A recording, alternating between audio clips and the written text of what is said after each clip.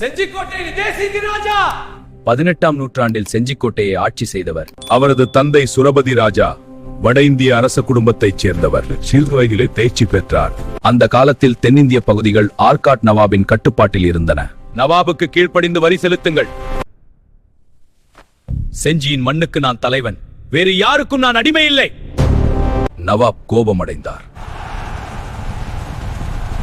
ஆனால் தேசிங்கு ராஜாவிடம் இருந்தது எண்ணிக்கை முக்கியமில்லை, வீரம்தான் முக்கியம்.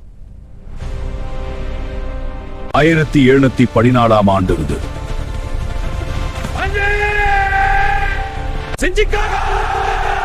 போர் கடுமையாக நடந்தது.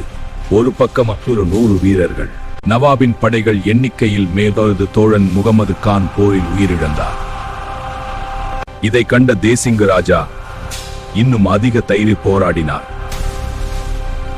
ஆனால் இறுதியில் அவர் போர்க்களத்தில் வீரமரணம் அடைந்தார். தேசிங்கு ராஜா வாழ்ந்தது சில ஆண்டுகள் மட்டுமே. ஆனால் அவர் உருவாக்கிய வரதும்